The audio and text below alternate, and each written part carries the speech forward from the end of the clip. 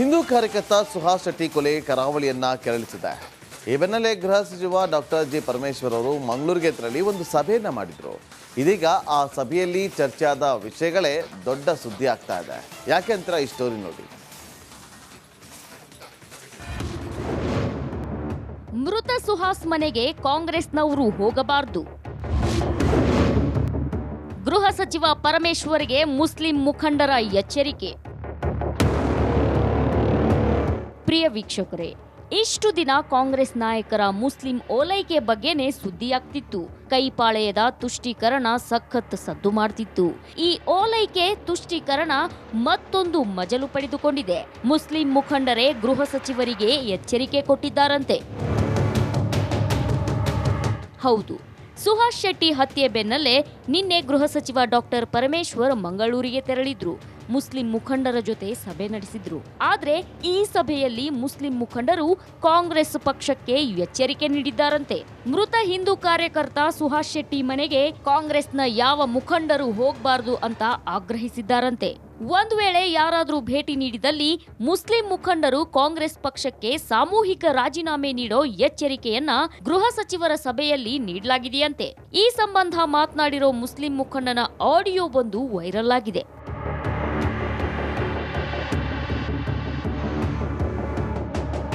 ಸಮುದಾಯ ಒಟ್ಟಿಗೆ ಇದ್ ಕಾರಣ ಮಾತ್ರಮಲ್ಲ ಸುಹಾಸ್ ಶೆಟ್ಟಿರ ಔತುಗುಮಿನಿ ಪೋಯುಂಟಾಯ ನೋಕೋಗು ನಂಗ ಸಾಮೂಹಿಕಮಾಯಿತು ಪ್ರತಿ ಒತ್ತಡ ರಾಜೀನಾಮೆ ಬೇಕಿರ ಚೊಲ್ಟ ಬೋಲ್ತ ಪಲಕಂ ಅವ್ರು ಎಲ್ಲಾರು ಚೊಂದರು ಅದು ಗೃಹ ಸಚಿವ ಅದಕ್ಕೆ ಬೇನು ಮಾಯೋ ಆಶ್ವಾಸನೆ ತಂದ್ರೆ ನೋಕುವ ಇನ್ಶಾ ಅಲ್ಲ ಎಂದ್ರ ಉಂಟು.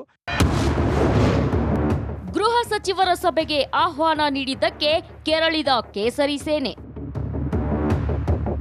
ಇನ್ನು ನಿನ್ನೆ ನಡೆದ ಸಭೆಗೆ ಬಿಜೆಪಿ ಶಾಸಕರಿಗೆ ಆಹ್ವಾನವೇ ನೀಡಿಲ್ವಂತೆ. ಪರಿಣಾಮ ಕಾಂಗ್ರೆಸ್ ಶಾಸಕರ ವಿರುದ್ಧ ಶಾಸಕ ಹರೀಶ್ ಪೂಂಜಾ ಕೆರಳಿದ್ದಾರೆ. ಪರಮೇಶ್ವರಿಗೆ ಹಿಂದೂಗಳ ಸಮಸ್ಯೆ ಬೇಕಿಲ್ಲ. ಎಲ್ಲ ಮೊನ್ನೆ ಸುಹಾಸ್ ಹತ್ಯೆ ಆಗಿ ನಿನ್ನೆ ಅಂತ್ಯಕ್ರಿಯೆ ಆಯ್ತಲ್ಲ, ಇವತ್ತಿನವರೆಗೂ ಸುಹಾಸ್ ಕೊಲೆ ಕೇಸ್ನ ಸ್ಫೋಟಕ ಸೀಕ್ರೆಟ್ ಬಯಲು. ಪರಿಹಾರದ ಹಣವನ್ನೇ ಸುಪಾರಿಗೆ ನೀಡಿದ್ನ ಆದಿಲ್.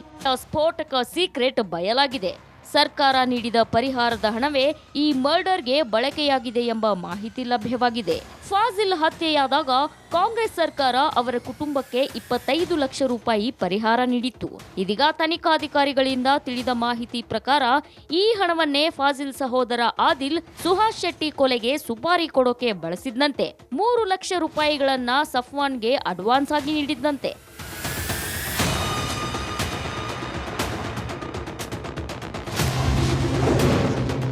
ಪ್ರತಿಕಾರಕ್ಕೆ ಚೂರಿ ಇರಿದ 7 ಮಂದಿ ಬಂಧನ. ಇನ್ನು ಸುಹಾಸ್ ಶೆಟ್ಟಿ ಕೊಲೆ ಬಳಿಕ ಪ್ರತಿಕಾರಕ್ಕೆ 4-5 ಕಡೆ ಚೂರಿ ಇರಿಯಲಾಗಿತ್ತು. ಈ ಪ್ರಕರಣಗಳಲ್ಲಿ 7 ಮಂದಿ ಆರೋಪಿಗಳನ್ನ ಪೊಲೀಸರು ಬಂಧಿಸಿದ್ದಾರೆ.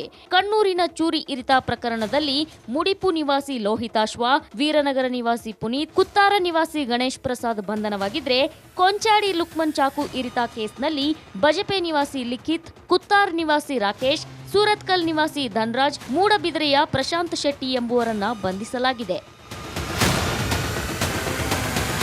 ದಿನೇಶ್ ಕಾಶಿಪಟ್ನ, ರಿಪಬ್ಲಿಕ್ ಕನ್ನಡ, ಮಂಗಳೂರು. ಹಿಂದೂ ಕಾರ್ಯಕರ್ತ ಸುಹಾಸ್ ಶೆಟ್ಟಿ ಕೊಲೆ ಕರಾವಳಿಯನ್ನ ಕೆರಳಿಸಿದೆ. ಈ ಬೆನ್ನಲ್ಲೇ ಗೃಹ ಸಚಿವ ಡಾಕ್ಟರ್ ಜಿ ಪರಮೇಶ್ವರ್ ಅವರು ಮಂಗಳೂರಿಗೆ ತೆರಳಿ ಒಂದು ಸಭೆಯನ್ನ ಮಾಡಿದ್ರು. ಇದೀಗ ಆ ಸಭೆಯಲ್ಲಿ ಚರ್ಚೆಯಾದ ವಿಷಯಗಳೇ ದೊಡ್ಡ ಸುದ್ದಿ ಆಗ್ತಾ ಇದೆ. ಯಾಕೆ ಅಂತ ಈ ಸ್ಟೋರಿ ನೋಡಿ.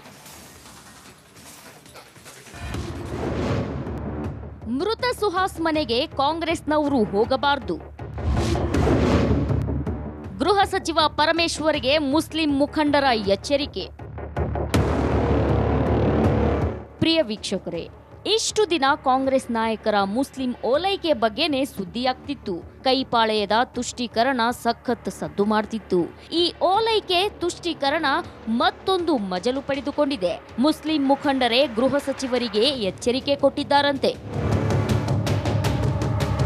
ಹೌದು, ಸುಹಾಸ್ ಶೆಟ್ಟಿ ಹತ್ಯೆ ಬೆನ್ನಲ್ಲೇ ನಿನ್ನೆ ಗೃಹ ಸಚಿವ ಡಾಕ್ಟರ್ ಪರಮೇಶ್ವರ್ ಮಂಗಳೂರಿಗೆ ತೆರಳಿದ್ರು. ಮುಸ್ಲಿಂ ಮುಖಂಡರ ಜೊತೆ ಸಭೆ ನಡೆಸಿದ್ರು. ಆದ್ರೆ ಈ ಸಭೆಯಲ್ಲಿ ಮುಸ್ಲಿಂ ಮುಖಂಡರು ಕಾಂಗ್ರೆಸ್ ಪಕ್ಷಕ್ಕೆ ಎಚ್ಚರಿಕೆ ನೀಡಿದ್ದಾರಂತೆ.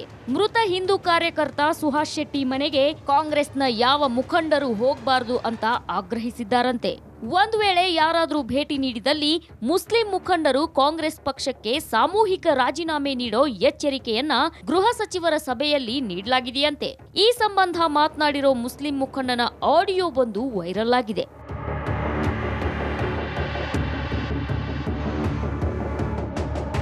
ಸಮುದಾಯ ಒಟ್ಟಿಗೆ ಇದ್ದ ಕಾರಣ ನಾವು ಮಾತ್ರಮಲ್ಲ ಸುಹಾಸ್ ಶೆಟ್ಟಿರ ಔತುಗು ಮಿನಿ ಪೋಯುಂಟಾಯಂಗ ನೋಕೋಗು ನಂಗ ಸಾಮೂಹಿಕಮೈತು ಪ್ರತಿ ಒತ್ತಡ ರಾಜೀನಾಮೆ ಬೇಕಿರ ಚೊಲ್ಟ ಬೋಲ್ತ ಪಲಕಂ ಅವಡು ಎಲ್ಲಾರು ಚೊಂದರು ಅದು ಗೃಹ ಸಚಿವ ಅದಕ್ಕೆ ಬೇನು ಮಾಯೋ ಆಶ್ವಾಸನೆ ತಂದ್ರೆ ನೋಕುವ ಇನ್ಶಾ ಅಲ್ಲ ಎಂದ್ರ ಉಂಟು. ಗೃಹ ಸಚಿವರ ಸಭೆಗೆ ಆಹ್ವಾನ ನೀಡಿದ್ದಕ್ಕೆ ಕೆರಳಿದ ಕೇಸರಿ ಸೇನೆ. ಇನ್ನು ನಿನ್ನೆ ನಡೆದ ಸಭೆಗೆ ಬಿಜೆಪಿ ಶಾಸಕರಿಗೆ ಆಹ್ವಾನವೇ ನೀಡಿಲ್ವಂತೆ. ಪರಿಣಾಮ ಕಾಂಗ್ರೆಸ್ ಶಾಸಕರ ವಿರುದ್ಧ ಶಾಸಕ ಹರೀಶ್ ಪೂಂಜಾ ಕೆರಳಿದ್ದಾರೆ. ಪರಮೇಶ್ವರಿಗೆ ಹಿಂದೂಗಳ ಸಮಸ್ಯೆ ಬೇಕಿಲ್ಲ. ಎಲ್ಲ ಮೊನ್ನೆ ಸುಹಾಸ್ ಹತ್ಯೆ ಆಗಿ ನಿನ್ನೆ ಅಂತ್ಯಕ್ರಿಯೆ ಆಯ್ತಲ್ಲ, ಇವತ್ತಿನವರೆಗೂ ಸುಹಾಸ್ ಕೊಲೆ ಕೇಸ್ನ ಸ್ಫೋಟಕ ಸೀಕ್ರೆಟ್ ಬಯಲು. ಪರಿಹಾರದ ಹಣವನ್ನೇ ಸುಪಾರಿಗೆ ನೀಡಿದ್ನ ಆದಿಲ್. ಸ್ಫೋಟಕ ಸೀಕ್ರೆಟ್ ಬಯಲಾಗಿದೆ. ಸರ್ಕಾರ ನೀಡಿದ ಪರಿಹಾರದ ಹಣವೇ ಈ ಮರ್ಡರ್ಗೆ ಬಳಕೆಯಾಗಿದೆ ಎಂಬ ಮಾಹಿತಿ ಲಭ್ಯವಾಗಿದೆ. ಫಾಜಿಲ್ ಹತ್ಯೆಯಾದಾಗ ಕಾಂಗ್ರೆಸ್ ಸರ್ಕಾರ ಅವರ ಕುಟುಂಬಕ್ಕೆ 25 ಲಕ್ಷ ರೂಪಾಯಿ ಪರಿಹಾರ ನೀಡಿತ್ತು. ಇದೀಗ ತನಿಖಾಧಿಕಾರಿಗಳಿಂದ ತಿಳಿದ ಮಾಹಿತಿ ಪ್ರಕಾರ ಈ ಹಣವನ್ನೇ ಫಾಜಿಲ್ ಸಹೋದರ ಆದಿಲ್ ಸುಹಾಸ್ ಶೆಟ್ಟಿ ಕೊಲೆಗೆ ಸುಪಾರಿ ಕೊಡೋಕೆ ಬಳಸಿದ್ದಂತೆ. 3 ಲಕ್ಷ ರೂಪಾಯಿಗಳನ್ನ ಸಫ್ವಾನ್ಗೆ ಅಡ್ವಾನ್ಸ್ ಆಗಿ ನೀಡಿದ್ದಂತೆ.